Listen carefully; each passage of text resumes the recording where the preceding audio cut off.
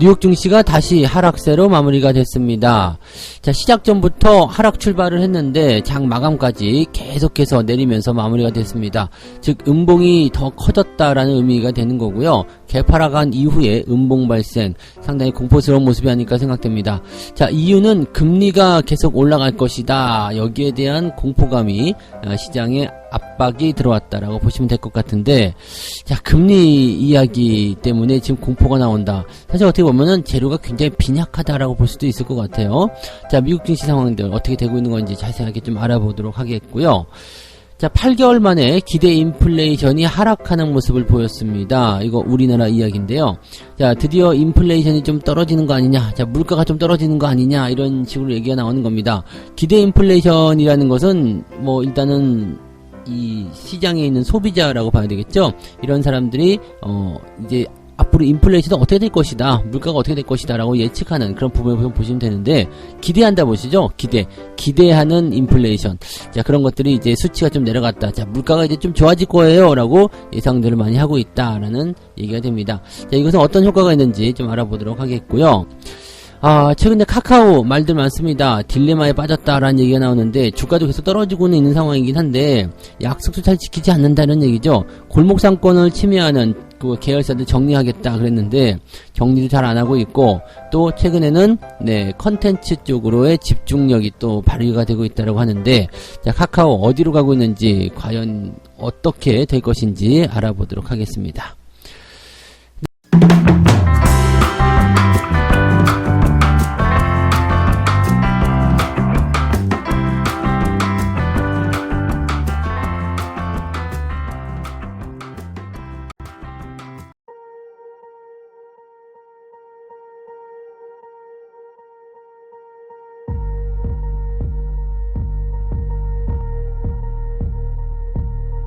네, 반갑습니다. 자, 오늘은 8월 23일 화요일입니다.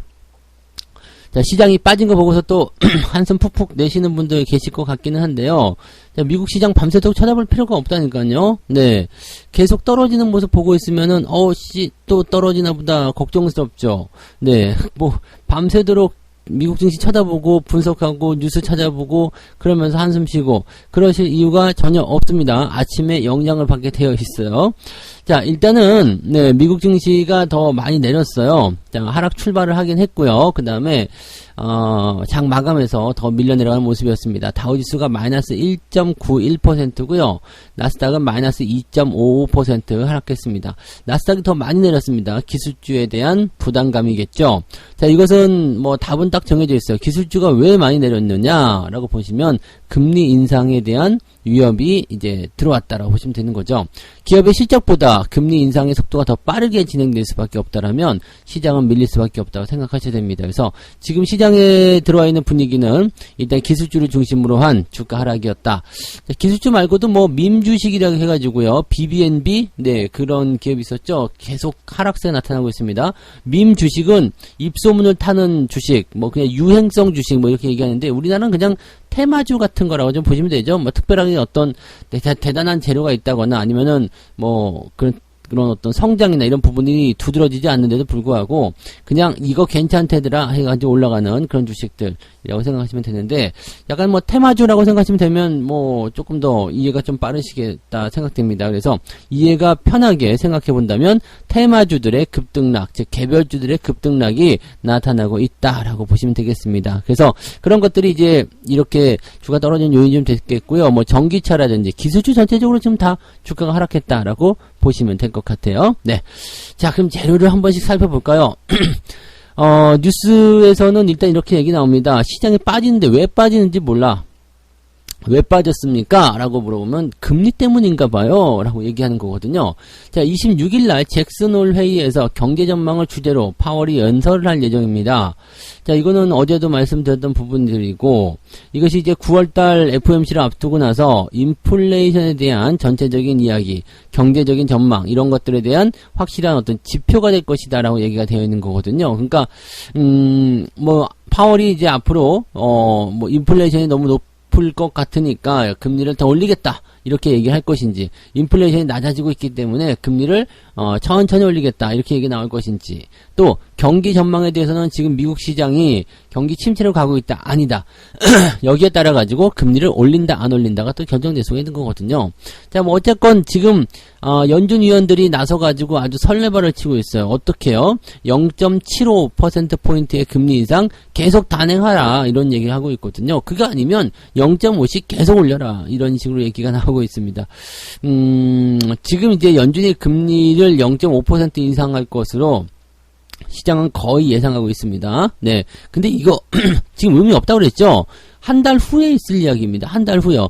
9월 20일 넘어가야 되잖아요. FOMC가 나오려면. 근데 지금 벌써부터 이런 이야기 할 필요가 없을 것 같고, 이 다음 달 초가 되면 CPI 지표 또 발표된단 말이죠. 그 다음에 실업률 지표 또 발표가 되는데, 걔네들이 실질적으로 이 9월 달 FOMC의 금리 결정 여부를 보여줄 거란 말이죠. 근데 그런 것들 다 나오기 전부터 벌써부터 그냥 막, 네, 금리가 어쩌고저쩌고, FOMC가 어쩌고저쩌고, 이럴 필요가 사실은 없는데, 왜 이렇게 얘기가 나오느냐? 이거밖에 재료가 없어요. 네. 시장이 내리긴 했는데 왜 내렸는지 그 이유를 찾기가 어렵습니다. 그러다 보니까 이제 이런 부담감이 나오는 거죠. 근데, 일단 확실히 미국이 금리를 계속 인상하겠다라는 의지를 밝혔기 때문에 환율에 대한 부분들은 충격을 좀 주고 있다라고 판단하실 수 있을 것 같아요. 지금 달러화 대비 유로 가치도 큰 폭으로 지금 변동성이 생기고 있단 말이에요. 그러니까 이러다 보면은 이제 유럽 지역에서의 어떤 환율 상황이 안 좋아지는 모습이 나타날 수도 있다. 우리나라도 지금 환율이 1340원까지 올라갔잖아요. 그러니까 그런 것들이 약간의 부담감을 주고 있다라고 생각을 해보시면 될 것 같습니다. 그 금리 이거 갖다 붙이기는 좀 애매하지만 또 근데 금리를 이게 또 금리라는 부분이 직접적인 그 영향 원인이 되잖아요. 요소가 된 거니까 아예 띄워놓고 생각해도 좀 그렇고 그렇다고 맨날 이것만 갖다 붙이기는 좀 그렇고 이 재료가 굉장히 빈약합니다. 내리긴 내렸는데 도대체 왜 내렸는지 모르는. 지금 보면은 오히려 주가가 내려간 이유를 보면 단기에 좀 올라갔기 때문에 우리나라랑 똑같은 이유겠죠? 좀 떨어져서 이 시장에 대한 안정화를 좀 찾아내야 되겠다. 바로 바닥 안 보여주겠다. 이런 얘기거든요. 보통은 이런 거는 네 뭔가 이제 작업이 들어가고 있을 때 그런 얘기들 많이 나오는데 자 아무튼 이거 좀 두고 봐야 되겠죠? 재료가 너무 빈약해. 재료에 비해서 주가가 너무 내렸어. 라는 생각을 좀 해볼 수는 있을 것 같아요. 네. 지금 환율도 잠깐 볼게요. 달러와 같이 유로화가 지금 그 달러화의 가치가 유로화 대비해서 많이 올랐다. 즉 환율이 유럽 환율이 많이 올랐다라는 얘기인데 이 달러 가치의 상승은요, 지금 미국 기업들에게는 상당히 부담이 될 수밖에 없어요. 왜냐면, 우리나라 같은 경우는 환율이 올라가게 되면 수출 기업들에게 호재가 된다고 얘기가 나왔죠? 그건 뭐 기본적으로 상식이니까 알고 있어요. 근데 반대로 수출 기업에 호재가 된다면, 지출해야 될 돈이 많은 상태에서는 네 손실이 나올 수밖에 없겠죠. 그러니까 달러의 가치 상승 이런 부분이 나타나서 이제 뭐 실질적으로 보면 환율이 떨어지는 효과를 가져올 수 있는 게 당사 국가란 말이죠. 그럼 얘네들은 네 이런 상황이 만들어졌을 때 수출을 많이 하는 기업들 같은 경우는 부담이 될 수밖에 없겠죠. 이 수익성이라는 측면에서 많이 감소가 되는 상황이 벌어질 수밖에 없다라고 보시면 됩니다. 달러 인덱스가 지금 109달러. 와, 이 정도면 대단하네요. 주요 6개 통화에 대한 달러와 가치가 장중 109.102달러까지 올랐다. 와, 이게 어쨌든 달러를 계속해서 이제 필요로 하고 있다는 얘기잖아요. 뭐 채권을 사든 주식을 사든 뭐 그렇게 필요로 하고 있다는 이야기이기 때문에 미국의 금리 인상이 여기에 지대한 영향을 줬다라고 볼 수밖에 없을 것 같습니다. 그러니까 요즘에는 어느 것 하나가 문제로 작용이 되는 것이 아니라 어느 것이 어느 것에 이런 원인이 되고 그 원인이 또 다시 돌아가면서 또 다른 것의 원인이 되고 뭐 이런 식으로 되고 있는 것 같아요. 그러니까 근본적인 이런 상황을 없애려면 우크라이나 전쟁 즉 이 러시아 쪽에 대한 그런 강력한 제재라 아니면은 전쟁이 끝나면서 모든 것이 좀 풀리는 그런 형태가 되지 않겠습니까? 근데 러시아가 지금 독일로 연결되는 가스관 노르트 스트림의 유지 보수를 위해서 네, 이번 달 말부터요. 3일간 중단할 것이다. 나 근데 이 3일간 중단할 거예요. 3일인데 뭐 그렇게까지 영향 많이 받을까 싶거든요. 야, 지금 유럽의 가스 가격이 이날 19% 이상 폭락했다. 3일간 안 준다 그죠. 근데 물론 이제 전시 상황이기도 하고 뭔가 좀 압박감이 있는 그런 상태이기 때문에 이 러시아가 유지 보수한다 그러고 3일 동안 안 줄 거예요 라고 했는데 이 약속을 지킬 수 있느냐 3일이 아니라 30일 되는 거 아니냐 겨울인데 어떡하냐 뭐 이렇게 얘기가 나와서 자꾸 이제 그 해소되지 않은 그런 문제점에 대해서 이제 우려감이 커지고 있다고 생각하시면 될 것 같아요. 네. 아무튼 뭐 이런 여러 가지 복합적인 부분들이 있는 거죠. 그래서 인플레이션의 증가라든지 뭐 이런 금리 인상이라든지 이런 것들이 전부 다 어디서부터 촉발됐느냐? 러시아의 전쟁이 시작되면서부터다.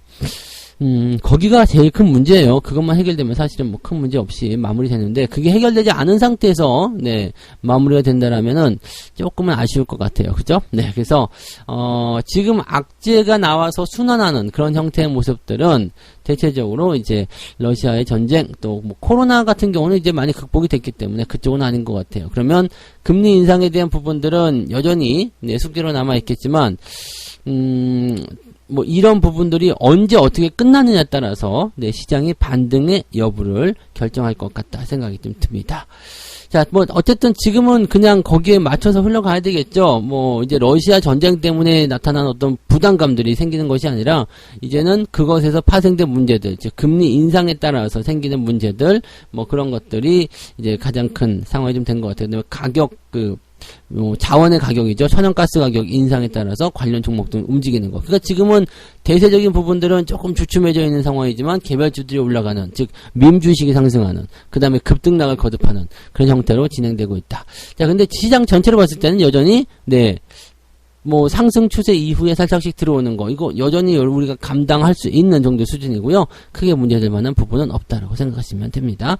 국내 증시 역시도 마찬가지예요. 국내 증시도 조정을 좀 받았는데 기다리는 조정 아닙니까? 기다리던 조정인데도 일단 막 생각하고 나서도 이제 맞으면 아픈 것처럼 네, 그렇게 되고 있는 부분인 것 같아요. 그래서 너무 큰 걱정하실 필요까지는 없지 않을까 생각이 되는데, 일단은 오늘도 한 번은 또 흔들어대고 네, 가겠죠. 네, 월말 윈도우 드레싱인데 아주 그냥 주가를 또 이렇게 흔들어대면 정말 예의 없는 거 아닌가 싶기도 한데, 오늘은 뭐 아침에 좀 떨어져서 시작하더라도요, 반등을 조금 기대를 해보자고요. 네, 그렇게 한번 가보시기 바라고요.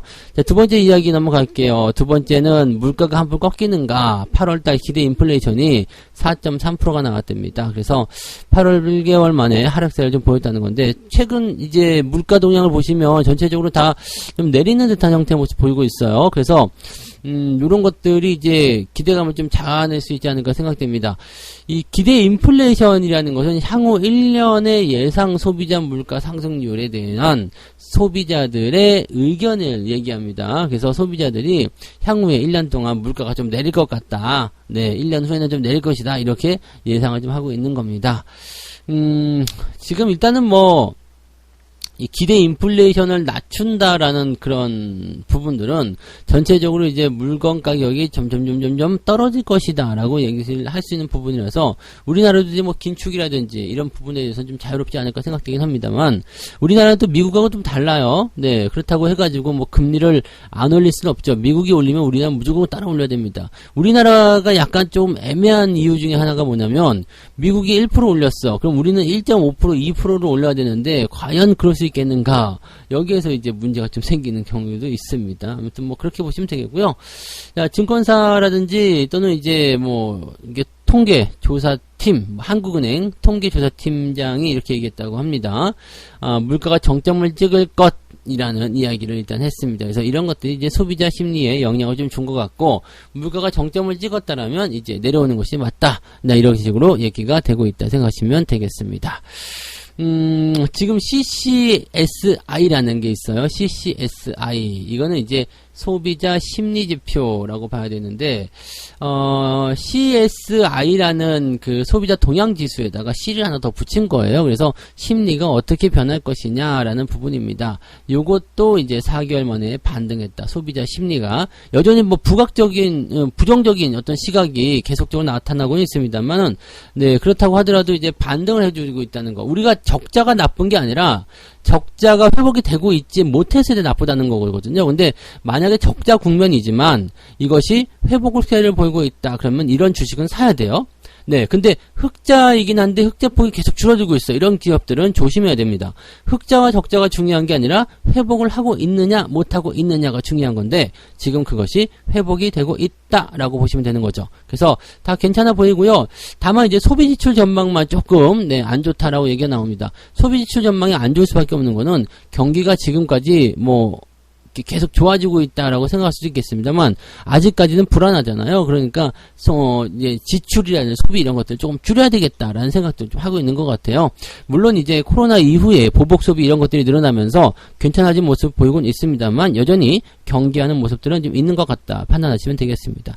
즉 경기가 나쁘진 않아요. 그 다음에 기대하는 바도 좀 있다라고 생각할 수 있는데 그런 것들이 드러내놓고 시장에 나타나지는 아직 않고 있다 보시면 됩니다. 그러니까 상투도 아니죠. 네, 쉽게 얘기하면 뭐 지금 같은 세 뭐 상투 얘기는 좀 그렇겠습니다만 상투는 아닙니다. 네, 상투에서는 사람들이 미쳐야 되는데 네, 아직 미쳐 있지 않기 때문에 공포에 질려 있죠. 그래서 상투는 아니다. 이게 얼마나 좋은 소식입니까?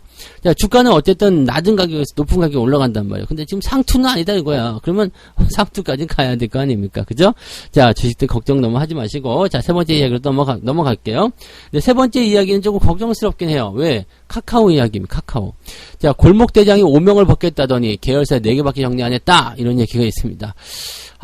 지난 4월에요. 네, 카카오가 내수 시장에만 머물러 있다는 골목 상권 침해 논란을 돌파하겠다. 그래가지고 상생안을 발표를 했는데, 골목 상권 침해 논란이 있는 계열사를 계속 정리해서 연말까지 30에서 40개 정도 계열사가 줄어들 것이다. 이렇게 얘기를 했다고 합니다. 근데 지켜지지 않고 있죠. 왜 이렇게 일어났을까? 자, 상생안 발표 당시 계열사는 139곳이었다. 최대 40개 계열사를 줄이겠다고 했다면 99개가 돼야 되는데 지금 현재 8월 기준 카카오의 계열사는 134곳이다. 지금 5개 줄어드는 거죠. 그래요. 그러면 네, 물론 이제 다른 것들은 뭐 합병했다는 얘기도 있습니다만 그래도 원래 예상했었던 것, 원래 발표했었던 것보다는 턱없이 부족한 수치가 아닌가 생각합니다. 그래서 연내에 이것을 달성하기는 좀 어렵지 않겠느냐라고 생각되는 부분인데 카카오가 이제 줄이는 부분에 대한 것들이 진행이 되고 있었지만은, 네, 편입도 좀 있었다라는 얘기입니다. 즉, 5월부터 7월까지 10개 정도의 법인을 청산하거나 통폐합을 했는데, 그 와중에 8개의 계열사를 편입시켰다라고 되어 있습니다. 그러니까, 네, 뭐, 이거는 그냥 죽이면서 다른 거 갖고 오면서 이렇게 되는 건데, 요게 이제 약간 생각해 볼 만한 부분은 뭐냐면, A라는 부분을 줄여요. 그 다음에 B라는 부분으로 뭔가 더 역량을 키운다는 것은 업종, 이 주력군들의 그 전환, 목표치의 그 전환이라고 생각해야 되는 거거든요. 즉, 카카오가 가려고 했었던 목표, 방향이 조금 달라졌다라고 보여지는 부분이라고 보시면 됩니다. 자, 이번에 편입시킨 계열사 중에 대다수가 웹툰, 웹소설, 게임 이런 컨텐츠를 담당하는 기업군이다. 즉 골목상권 침해와 같은 이런 부분들은 점점 줄이고 뭐가 나와요? 컨텐츠를 담당하는 기업군 쪽으로 진행이 되고 있다라는 거죠. 즉 카카오의 이제 상업 정체성이 그동안 이제 뭐 문어발식 확장 이런 얘기도 많이 들었었죠. 실생활에 깊이 파고들어가지고 할 수 있는 거 이제 카카오톡을 운용해가지고 실생활에 뭐 대리운전을 한다든지 또는 뭐 대중교통 뭐 아니면은 뭐 자전거 뭐 하여튼 요즘 많죠. 근데 카카오로 할 수 있는 게 그런 부분들을 네 이제 조금 내려놓겠다 이런 얘기죠. 이런 내려놓겠다 대신에 K 컨텐츠 요즘에 잘 나가고 있으니까 그쪽으로 가겠다. 역량 사업의 방향을 이렇게 틀고 있다고 생각하시면 됩니다. 자, 그러면 카카오를 이제 엔터 쪽, 콘텐츠 쪽 관련주로 우리가 평가를 해야 될 날이 오고 있다. 물론 지금도 마찬가지예요. 이미 콘텐츠 사업이 카카오 계열사 중에서 대다수를 차지하고 있다. 이렇게 되어 있습니다만, 네, 이쪽으로 점점 더 역량을 키우고 있다는 것은 믿을 건 그쪽밖에 없어 라고 생각할 수 있는 내용이 좀 되는 것 같아요. 보니까 뭐 블랙핑크인가요? 네, 이쪽이 이제 활동을 재개하면서 뭐 YG가 실컷 웃고 있다, 잘 가고 있다 뭐 그런 얘기들 들리던데 K 콘텐츠가 요즘에 확실히 이제 주목을 좀 받아야 되는 그런 산업군 중에 하나인 것 같긴 합니다. 그래서 그 내용들을 우리가 참고해 보실 필요가 있겠습니다. 자, 그러면 카카오에게도 약간 빛이 보일 수도 있을 것 같아요.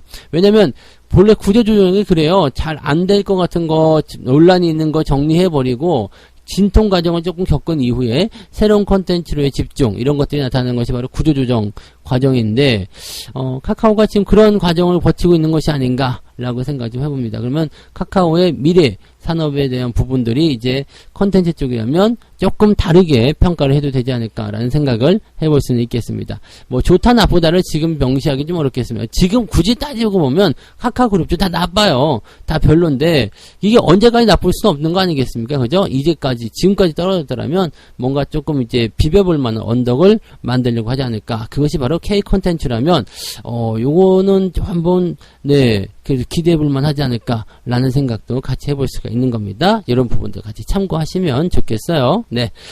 자, 이렇게 해서 오늘 세 가지 이야기 전달해 드렸습니다. 미국의 금리 공포 때문에 폭락 마감을 했다. 다우지수, 나스닥이 다 내렸습니다. 뭐 그냥 하락이라고 써도 되지만은 약간 폭락성이 좀 있어요. 좀 낙폭 자체가 좀 크게 나타나는 부분이 좀 있기 때문에 이런 것들 좀 주의가 좀 필요할 것 같아요. 근데 재료가 너무 빈약해요. 금리 하나만 가지고 계속 그냥 울고 먹는데 재탕 삼탕 그냥 아주 그냥 어마어마하게 끓여 먹어가지고 나중에는 뼈까지 다 녹아버릴 것 같아요. 그러니까 이런 식으로 계속 울고 먹는 공포는 여러분들이 놀아나실 필요가 없다는 거죠. 자, 8개월 만에 기대 인플레이션이 하락을 했는데 소비자들이 향후 1년 동안 어떻게 인플레이션이 변할까라고 생각하는 것에 대한 부분들이 많이 좋아졌다는 얘기입니다. 이것뿐만 아니라 기대치를 좀 높일 수 있는 그런 경제 지표들이 많이 좋아지게 발표가 되고 있다는 것을 참고하실 필요가 있겠고요. 자, 딜레마에 빠진 카카오. 근데 카카오가 지금 계열사를 다 줄이지 못했어요. 골목상권 계열사를 다 줄이지 못했는데 K 컨텐츠라는 쪽으로의 인수합병을 통해서 점점 그쪽에 새를 키워가고 있다. 이렇게 보시면 되겠습니다. 이제 이것은 업종의 전환이든 아니면 기업의 목표의 전환이든 뭔가가 일어나고 있는 것 같다라고 생각하시면 될 것 같아요. 근데 카카오가 지금 이렇게 만약에 업종의 전환이나 이런 쪽으로 진행이 될 수 있다면 굳이 나쁘게 볼 필요는 또 없을 것 같다라고 생각하시면 되겠죠. 자, 책 한 곡 읽고 마무리하도록 하겠습니다. 가장 오래되고 가장 단순한 투자 규칙이 있다. 그것은 바로 싸게 사서 비싸게 팔라는 것이다. 그야말로 명백함의 극치가 아닐 수 없다. 싸게 사서 비싸게 파는 거예요. 이거는 주식으로 돈 버는 가장 확실하면서도 간단한 규칙입니다. 이 싸다라는 것에 대한 기준이 모호해서 항상 문제가 되는 거죠. 근데 더 요즘에는 문제가 되는 게 뭐냐면 충분히 싸다는 걸 인식했어요. 인식하고 이거는 사놓으면 돈 될 것 같아 라고 해서 주식을 매수해놨는데 긴 시간 동안 흘러가다 보니까 시장이 좀 눌리다 보니까 뭐 긴 시간 동안 방치되어 있는 거죠. 이렇게 됐을 때 사람들이 못 견디고 튀어나갈 수가 있다는 거. 자, 싸게 샀다라면 기다려주세요. 비싸게 팔 때까지요. 싸게 샀는데 왜 걱정을 합니까? 그죠?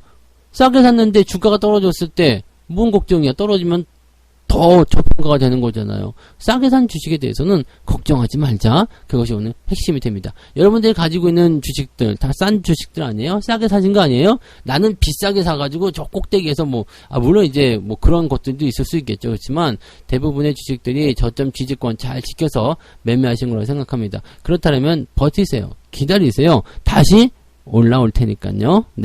자, 오늘 약간 변수가 있으니까 오전에만 좀 잘 싸워보시고요. 항상 수급 지켜보는 거 잊지 마시고요. 오늘도 성공 투자하시기 바랍니다. 저는 장중시황에서 다시 올게요. 고맙습니다.